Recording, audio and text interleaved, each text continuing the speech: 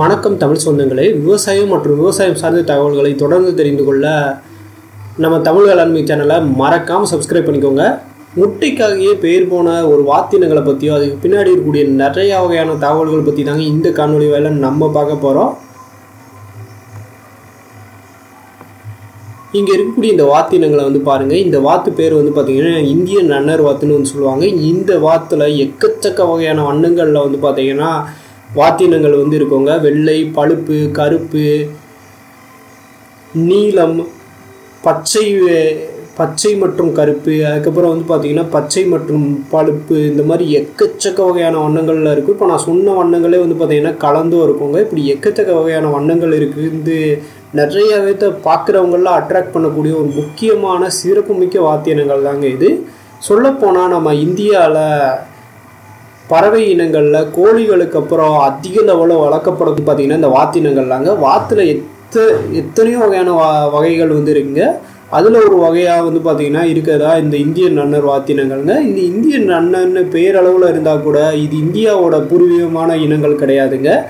இந்த இனங்களோட பூர்வீகம்னு எடுத்துக்கிட்டிங்கன்னா இந்தோனேசியா தான்.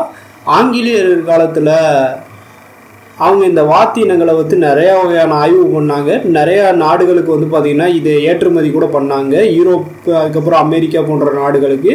இதில் அமெரிக்கர்கள் பார்த்திங்கன்னா இந்த வாத்து மேலே ரொம்ப பிரியமாக இருக்க ஆரம்பிச்சிட்டாங்கன்னு சொல்லலாம். ஏன்னா இந்த வாத்து பார்க்குறதுக்கு பார்த்திங்கன்னா பெண் குயின் மாதிரி இருக்குங்க. அதனால் இந்த வாத்தை பார்த்திங்கன்னா அமெரிக்கர்கள் பெண் குயின் வாத்தி இனங்கள்னு கூட சொல்லுவாங்க.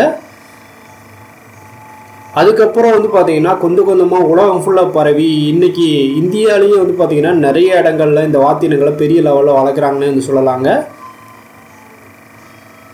இந்த இனங்களோட மிக முக்கியமான சிறப்புன்னு எடுத்துக்கிட்டிங்கன்னா முட்டைகள் தாங்க. அளவுக்கு அதிகமான முட்டைகள் இடக்கூடிய தன்மை கொண்டது. முட்டைகளை விற்று பார்த்திங்கன்னா பெரிய லெவலில் நம்மளால் லாபம் ஈட்ட முடியுங்க. வருஷத்துக்கு எவ்வளோ முட்டைகள் இடும்னு கேட்டிங்கன்னா 260 300 முட்டைகள் வரைக்கும் இடக்கூடிய தன்மை கொண்டதுங்க. 5 முதல் 7 மாதங்களில் பருவத்துக்கு வரும். அதுக்கப்புறம் தொடர்ந்து முட்டையிட ஆரம்பிக்குங்க. இப்போ நான் சொன்னது பார்த்திங்கன்னா ஒரு சராசரியான முட்டை லெவல்லாங்க. இதை விட அதிகமாக பார்த்திங்கன்னா முட்டையிட்டு கூட இந்த இனங்கள் சாதனை படுத்திருக்கு. சரி, அப்போ பார்த்திங்கன்னா இறைச்சிக்காக விற்பனை செய்யணும்னா இது எந்த லெவலுக்கு வரும்னு கேட்டிங்கன்னா அதிகபட்ச வெயிட் பார்த்திங்கன்னா பெட்டை 1.4 2 கிலோ வரைக்கும் வரவங்க. இதே பார்த்திங்கன்னா ஆண் 1.6 2.3 கிலோ வரைக்கும் வெயிட் வரக்கூடிய தன்மை கொண்டதுங்க. முட்டைகளும் பார்த்திங்கன்னா நல்லா பெருசாகவே இருக்கோங்க. இங்கே இருக்குது பாருங்கள், முட்டை 65 70 கிராம் வரைக்கும் வெயிட் வரவங்க. முட்டை பார்க்குறதுக்கு பார்த்திங்கன்னா வெள்ளை நிறமாக மாதிரி தாங்க இருக்கும். ஆனால் பார்த்திங்கன்னா நிறைய இடங்களில் அந்த பச்சை அல்லது நீல நிறம் கலந்து இருக்க மாதிரி இருக்குங்க வெள்ளையிலேயே. இந்த வாத்தினங்கள் கொஞ்சமாக பார்த்திங்கன்னா இந்தியாவில் அதிக லெவலில் வளர்க்கப்படக்கூடிய வாத்தினங்களாக இருக்குது. சொல்லப்போனால் நம்ம தமிழகத்தில் கூட ஒரு சில பகுதிகளில் வளர்த்துக்கிட்டு தான் இருக்காங்க.